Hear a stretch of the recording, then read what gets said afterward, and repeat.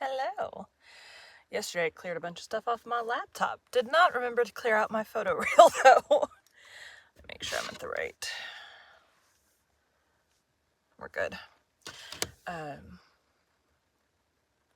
Yeah, I had quite a few audiobooks that had gone live. I actually still had Little Min on my computer too, so I got that off too. I move everything once I finish a podcast book, I move it onto an external hard drive. Same once a book goes live on Amazon or on Audible. Because prior to it going live, that was really gross. Prior to it going live, there's the possibility that I did something wrong. Now, I haven't had that issue in quite some time, like over a year. Actually, I think it's been almost 2 years since I had, and it was like, I don't even remember what the problem was, because when you upload the files, it tells you if it's at the right volume or not. So I don't even remember what the problem was. Last time I had a problem. Now, I've had a couple where the author did the cover wrong and it got kicked back for cover problems, but that has nothing to do with me. Okay, who's talking here? This is Joe. Didn't put anything on. Look. I always scrape off whatever's left. This guy. Okay, let's go. Today we'll be continuing Joe's Boys by Louisa May Alcott. Chapter 13, Nat's New Year. I don't expect to hear from Emil yet, and Nat writes regularly. But where is Dan? Only 2 or 3 postals since he went. Such an energetic fellow as he could... I forgot to put this into focus mode, and then turn that into airplane mode. Such an energetic fellow as he is could buy up all the farms in Kansas by this time, said Mrs. Joe one morning when the mail came in, and no card or envelope bore Dan's dashing hand. He never writes often, you know, but does his work and then comes home. Months and years seem to mean little to him, and he's probably prospecting in the wilderness, forgetful of time, answered Mr. Bear, deep in one of Nat's long letters from Leipzig. But he promised he would let me know how he got on, and Dan keeps his word if he can. I'm afraid something has happened to him. Mrs. Joe comforted herself by patting Don's head, as he came at the sound of his master's name to look at her with eyes almost human in their wistful intelligence. Dead. Owie. Muffins for tea. Don't worry, Mum, dear, nothing ever happens to the old fellow. He'll turn up all right and come stalking in some day with a gold mine in one pocket and a prairie in the other, as jolly as a grig, said Ted, who was in no haste to deliver Octu to her rightful owner. Rob. I'll open the other. Perhaps he's gone to Montana and given up the farm plan. He seemed to like Indians best, I thought. And Rob went to help his mother with her pile of letters and his cheerful suggestions. I hope so. It would suit him best, but I'm sure he would have told us his change of plan and sent for some money to work with. No, I feel in my prophetic bones that something is wrong, said Mrs. Joe, looking as solemn as fate in a breakfast cap. Then, who's talking?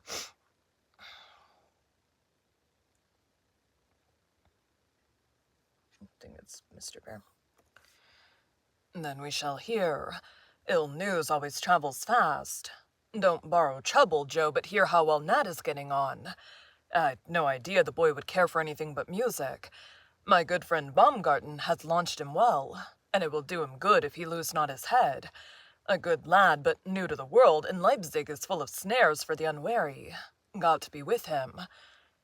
The professor read Nat's enthusiastic account of certain literary and musical parties he had been to, the splendors of the opera, the kindness of his new friends, the delight of studying under such a master as Bergman, his hopes of rapid gain, and his great gratitude to those who had opened this enchanted world to him. That now was satisfactory and comfortable. I felt that Nat had unsuspected power in him before he went away. He was so manly and full of excellent plans, said Mrs. Joe in a satisfied tone. We shall see. He will doubtless get his lesson and be the better for it.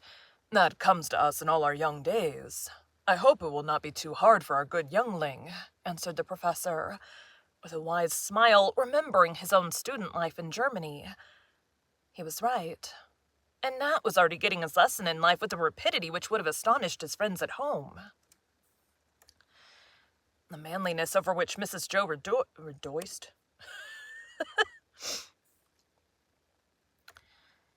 The manliness over which Mrs. Joe rejoiced was developing in unexpected ways, and quiet Nat had plunged into the more harmless dissipations of the gay city with all the ardor of an inexperienced youth, taking his first sip of pleasure.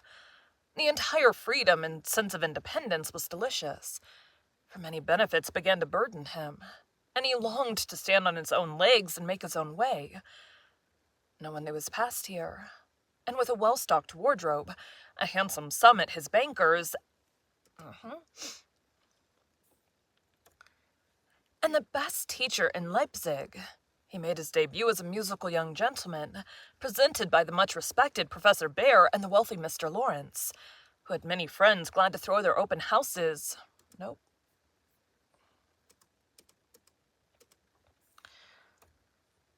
Who had many friends glad to throw open their houses to his protege.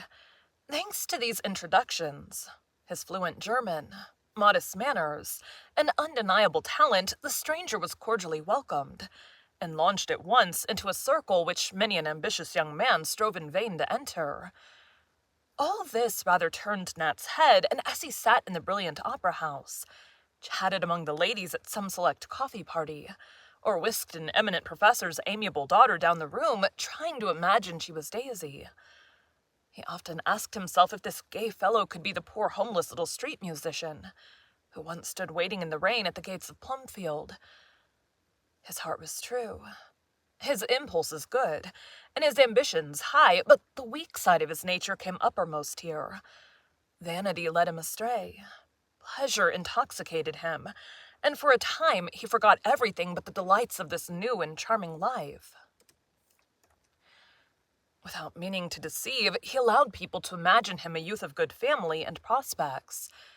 He boasted a little of Mr. Lorry's wealth and influence, of Professor Bear's eminence, and the flourishing college at which he himself had been educated.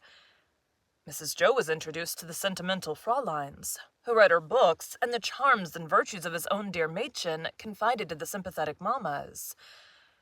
All these boyish boastings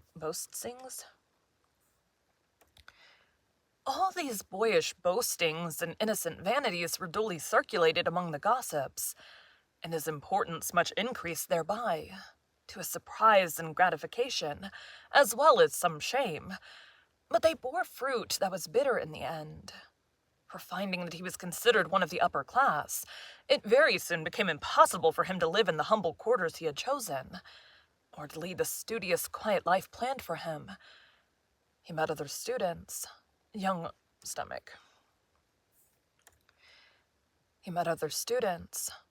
officers, and gay fellows of all sorts, and was flattered at being welcomed among them.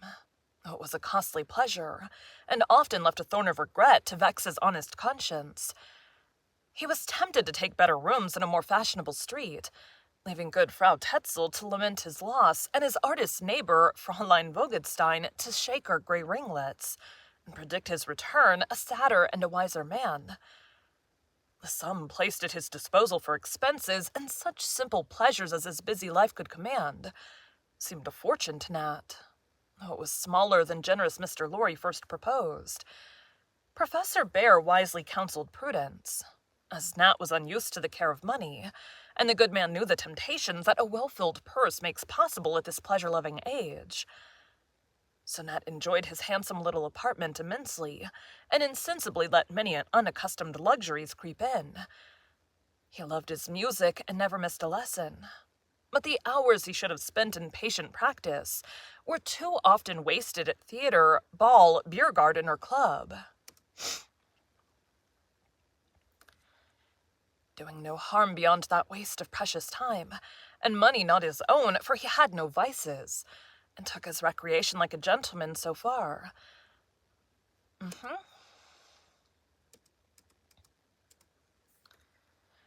And took his recreation like a gentleman so far. But slowly a change for the worse was beginning to show itself. And he felt it. His first steps along the flowery road were downward, not upward, and the constant sense of disloyalty which soon began to haunt him made Nat feel in the few quiet hours when he... Blah.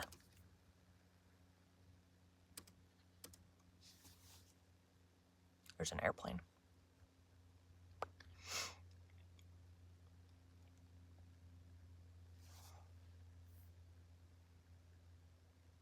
Taking its sweet time. Oh my god, it's so funny on TikTok. Occasionally I'll get these videos. It's because I've watched a few it's about different things. But recently I got recommended a video on parasites and parasite cleanses. And out of morbid curiosity, I watched the whole thing all the way through. And so now every few videos I'm getting recommended another one of them. And it seems like, I mean, it could be legit. But the thing that concerns me is the doctors, because that's typically, I'm like, I'm not going to do something unless there's like medical whatever for it. And like, I've read many a medical article about many a different thing. But like all the doctors on TikTok, they're like, oh yeah, you should do it. Because occasionally you can find, like, if you search it, you'll find some doctor that's not selling a product talking about whatever the medical thing is. But it seems like all the doctors that are talking about it on TikTok are all selling a product. And I'm like, well, that's not legit. Like, if you're selling me something, I don't believe you. Feels disingenuous. And the constant sense of disloyalty which soon began to haunt him made Nat feel, in the few quiet hours he gave himself, that all was not well with him, spite of the happy whirl in which he lived. Nat's voice.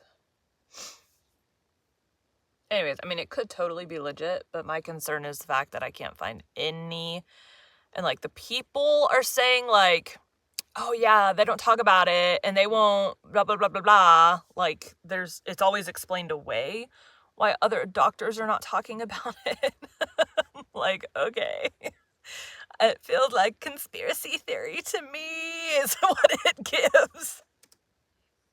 Please, sir. Anyways.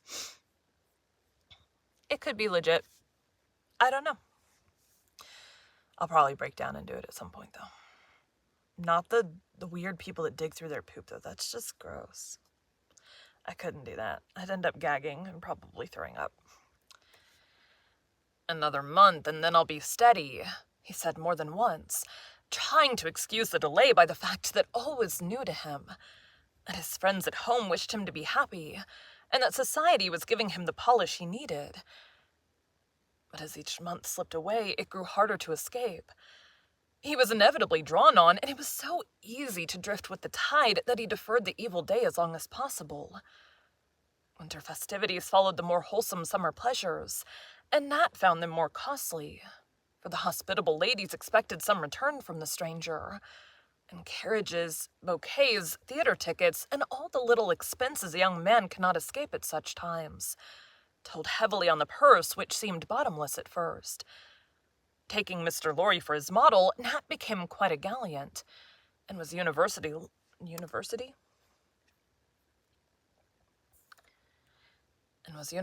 liked. For through all the newly acquired airs and graces, the genuine honesty and simplicity of his character plainly shone, winning confidence and affection from all who knew him. Among these was a certain amiable old lady with a musical daughter, well-born but poor, and very anxious to marry the aforesaid daughter to some wealthy man. Nat's little fictions concerning his prospects and friends charmed the Nyang Frau as much as his music and devoted manners did the sentimental Mina.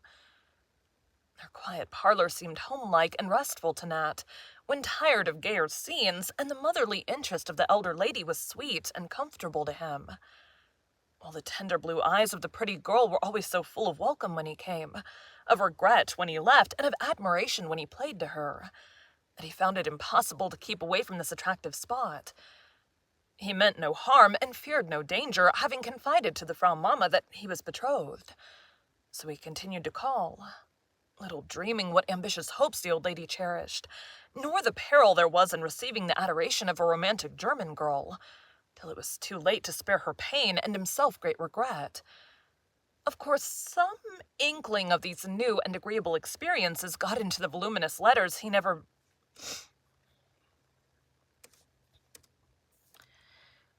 Of course, some inkling of these new and agreeable experiences got into the voluminous letters he never was too gay, too busy, or too tired to write each week. And while Daisy rejoiced over his happiness and success, and the boys laughed at the idea of old Chirper coming out as a society man, the elders looked sober and said among themselves, "He's going too fast. He must have a word of warning or trouble may come." But Mr. Lorry said, "Oh, let him have his fling. He's been dependent and repressed long enough. He can't go far with the money he has, and I've no fear of his getting into debt. He's too timid and too honest to be reckless. It is his first taste of freedom. Let him enjoy it, and he'll work the better by and by. I know, and I'm sure I'm right." So the warnings were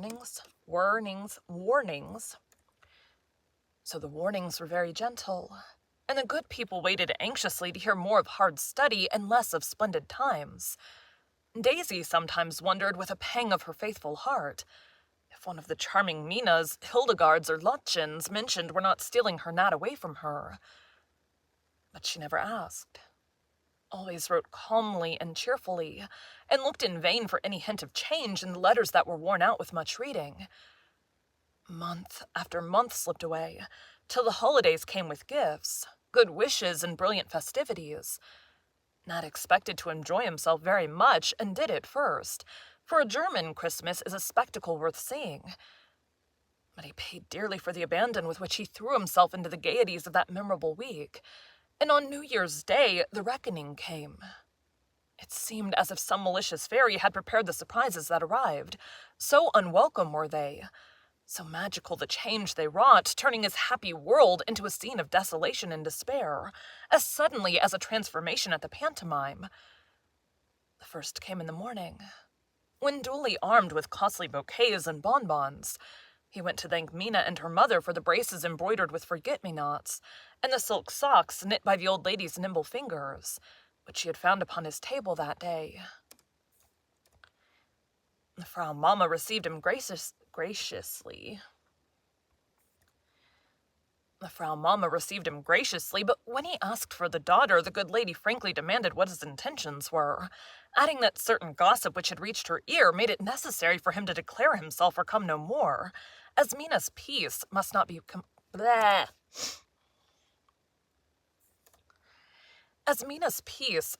compromised. A more panic-stricken youth was seldom seen than Nat as he received this unexpected demand.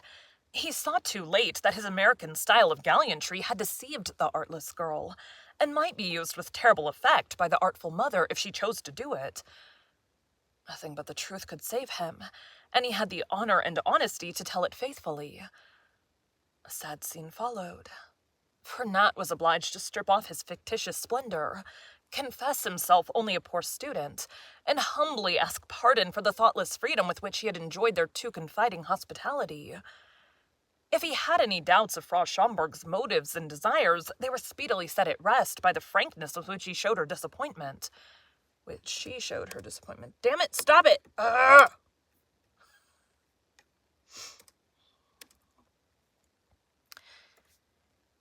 If he had any doubts of Frau Schomburg's motives and desires, they were speedily set at rest by the frankness with which she showed her disappointment. The vigor with which she scolded him, and the scorn with which she cast him off when her splendid castles in the air collapsed. The sincerity of Nat's penitence softened her a little, and she consented to a farewell word with Mina, who had listened at the keyhole, and was pronounced drenched in tears to fall produced. What?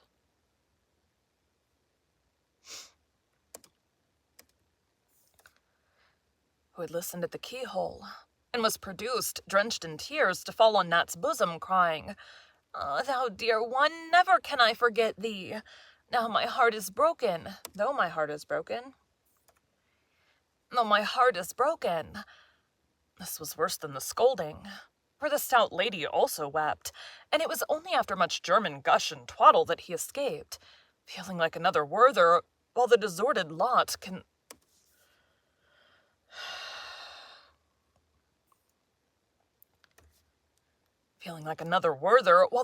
lot consoled herself with the bonbons, her mother with the more valuable gifts. The second surprise arrived as he dined with Professor Baumgarten. His appetite had been effectually taken away by the scene of the morning, and his spirits received another damper, when a fellow student cheerfully informed him that he was about to go to America, and should make it his agreeable duty to call on the lieber Herr Professor Bär to tell him how gaily his protege was disporting himself at Leipzig. Nat's heart died within him. Is that supposed to be Leipzig? Have I been saying it wrong this whole time? Probably. No. Okay.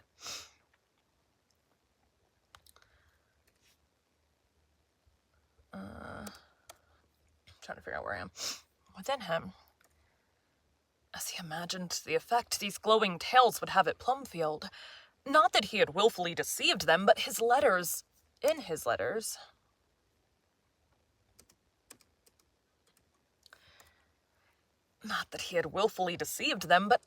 letters, many things were left untold. And when Carlson added, with a friendly wink, that he would merely hint at the coming betrothal of the fair Mina and his heart's friend, Nat found himself devotedly hoping that this other inconvenient heart's friend might go to the bottom of the sea before he reached Plumfield to blast all his hopes by these tales of a misspent winter. Collecting his wits, he cautioned Carlson with what he flattered himself was Mephisto. I don't know how to pronounce this at all. Mephistophelian?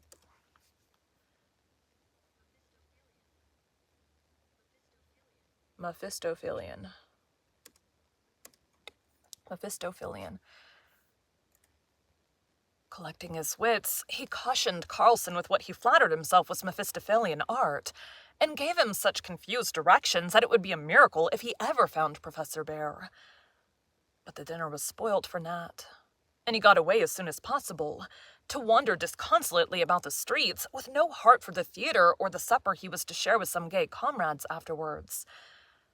He comforted himself a little by giving alms to sundry beggars, making 2 children happy with gilded gingerbread, and drinking a lonely glass of beer in which he toasted his daisy and wished himself a better year than the last had been. Going home at length, he found a third surprise awaiting him in the shower of bills which had descended upon him like a snowstorm, burying him in an avalanche of remorse, despair, and self-disgust. These bills were so many and so large that he was startled and dismayed, for as Mr. Bär wisely predicted, he knew little about the value of money. It would take every dollar at the banker's to pay them all at once, and leave him penniless for the next 6 months unless he wrote home for more. He would rather starve than do that, and his first impulse was to seek help at the gaming table, whither his new friends had often tempted him. But he had promised Mr. Bär to resist what then had seemed an impossible temptation, and now he would not add another fault to the list already so long. Borrow he would not, nor beg. What could he do? For these appalling bills must be paid, and the lessons go on, or his journey was an ignominious failure. But he must live meantime. And how? Bowed down with remorse for the folly of these months, he saw too late whither he was drifting, and for hours paced up and down his pretty rooms, floundering in a floundering in a slough of despond with no helping hands to pull him out. At least he thought so. Till letters were brought in, and among fresh bills lay one well-worn envelope with an American stamp in the corner. How welcome it was! How eagerly he read the long pages full of affectionate wishes from all at home, for everyone had sent a line, and as each familiar name appeared, his eyes grew dimmer and dimmer till, as he read the last, "God bless my boy, Mother Bear," he broke down, and laying his head on his arms, blistered that paper with the rain of tears that eased his heart, and washed away the boyish sins that now lay so heavy on his conscience. Dear people, how they love and trust me, and how bitterly they would be disappointed if they knew what a fool I've been. I'll fiddle in the streets again before I'll ask for help from them," cried Nat, brushing away the tears of which he was ashamed, although he felt the good they had done. Now he seemed to see more clearly what to do, for the helping hand had been stretched across the sea, and love, the dear evangelist, had lifted him out of the slough and shown him the narrow gate, beyond which deliverance lay. When the letter had been reread, and one corner where a daisy was painted passionately kissed, Nat felt strong enough to face the worst and conquer it. Every bill should be paid, every valuable thing of his own sold, these costly rooms given up, and once back with thrifty Frau Tetzel, he would find work of some sort by which to support himself, as many another student did. He must give up the new friends, turn his back on the gay life, cease to be a butterfly, and take his place among the grubs. It was the only honest thing to do. But very hard for the poor fellow to crush his little vanities, renounce the delights so dear to the young, own his folly, and step down from his pedestal to be pitied, laughed at, and forgotten. It took all Nat's pride and courage to do this, for his was a sensitive nature. Esteem was very precious to him, failure very bitter, and nothing but the inborn contempt for meanness and deceit kept him from asking help, or trying to hide his need by some dishonest device. As he sat alone that night, Mr. Bear's words came back to him with curious clearness, and he saw himself a boy again at Plumfield, punishing his teacher as a lesson to himself, when timidity had made him lie. "He shall not suffer for me again, and I won't be a sneak if I am a fool.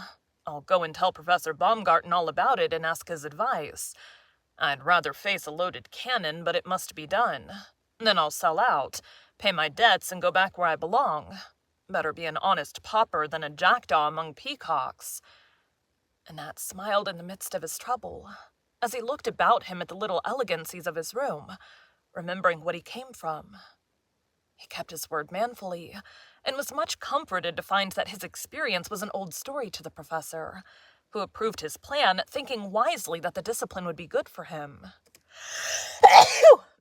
Ow!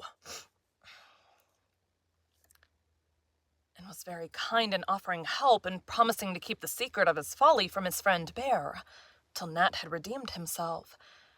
The first week of the new year was spent by our prodigal in carrying out his plan with penitent dispatch, and his birthday found him alone in the little room high up at Frau Tetzel's, with nothing of his former splendor, but sundry unsalable keepsakes from the buxom maidens, who mourned his absence deeply.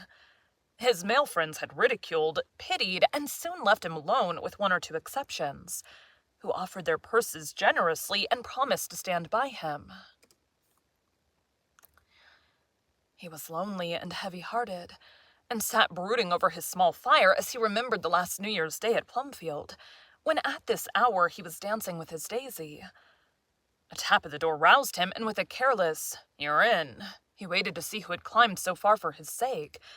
It was the good Frau, proudly bearing a tray on which stood a bottle of wine, and an astonishing cake bedecked with sugar plums of every hue, and crowned with candles.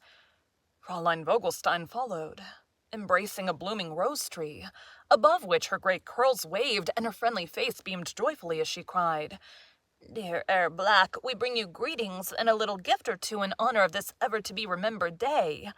Best wishes, and may the new year bloom for you as beautifully as we your heartwarm friends desire." Yes, in truth we do, dear Herr," added Frau Tetzel, Eat of this with joy-made kuchen, and drink to the health of the faraway beloved ones in the good wine.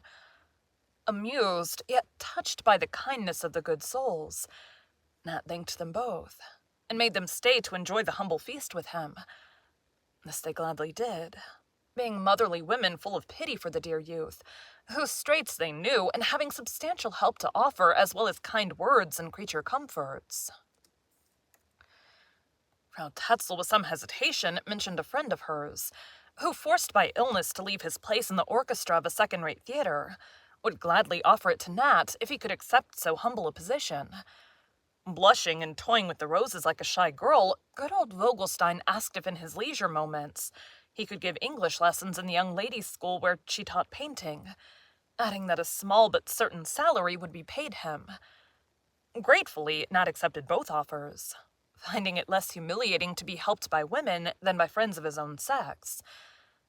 This work would support him in a frugal way, and certain musical drudgery promised by his master assured his own teaching. Delighted with the success of their little plot, these friendly neighbors left him with cheery words, warm hand grasps, and faces beaming with feminine satisfaction at the hearty kiss Nat put on each faded cheek, as the only return he could make for all their helpful kindness.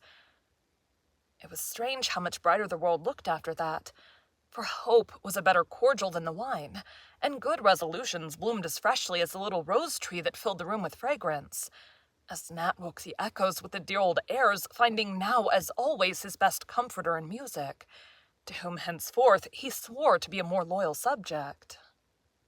Thank you for joining Bite at a Time Books today, while we read a bite of one of your favorite classics. Again, my name is Bree Carlile, and I hope you come back tomorrow for the next bite of Joe's Boys. I think all my research on worms took up all my time today. Let's see. Joe's Boys. We just did chapter 12. Yeah, I do not have 24 minutes to get that done, which is really more than 24 minutes because of mistakes. All right. Save. Thanks, guys.